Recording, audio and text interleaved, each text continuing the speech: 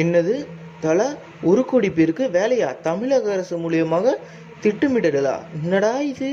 இந்த தண்டச்சோறு பாரு, இந்த வேலையில் அப்ளை பண்ணாவது உருப்பிடலாம். இவ 10 தூங்கினே இருக்கு, டேரக்டர் ஆக போகிறேன், அது ஆக போகிறேன்னு. ஏந்திரே. என்ன இப்போ உனக்கு? அதான் 9 மணி ஆச்சுல, ஏந்து கிளம்ப வேண்டியதானே. நீ என்னத்துக்கு இப்போ கஞ்சி சும்மா கத்திக்கினே இருக்க? ஏஞ்சி கிளம்பி வேலைக்கு போக வேண்டியதானே. என்னத்துக்கு தான் டிஸ்டர்ப் பண்ணுறேனே தெரிய மாட்டுது. சும்மா இந்த மாதிரி பிடிக்கவே மாட்டுது. சும்மா ஏந்து வேலைக்கு போ, அது போலாம் சொல்லிலாம் இருக்காது. என்ன நீனு இந்த தலைகாணி இப்படி போட்டு பெட்ஷீட் இப்படி போட்டு இந்த பட்டிலே தான் படுத்து தூங்குவேன். தூங்குவேன். இந்த பெட்டை விட்டு எங்கேயும் நவுற மாட்டேன். ஏய், மரியாதையா பேசு.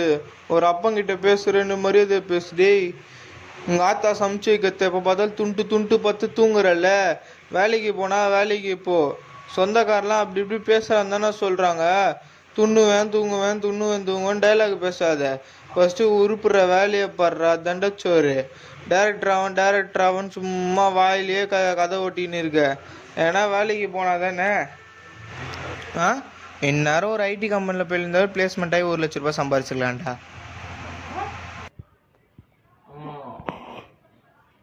எனக்குலாம் எல்லாம் கவலை இல்லை. நான் டைரக்டர் ஆகணும். டைரக்டர் ஆவேன். இது யாரு தடையா இருந்தாலும் எனக்கு கவலை இல்லை. தம்பியா, நீ முன்னேற வழியா பார்க்க மாட்டியோ? எல்லாரையும் மதிக்க மாட்டா? என்னப்பா இப்பெல்லாம் இருக்கலாமா?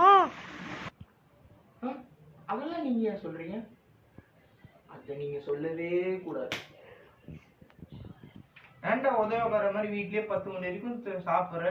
நல்லா உங்க அம்மா ஆக்கி போறத துண்டுன்னே இரு. இது ஒண்ணுக்கு தான் நீ லாக்கி. வயசாயிச்சேனோ சம்பாதிச்சு போறதுக்கு ஒரு துப்பு இல்லை உனக்கு. News paper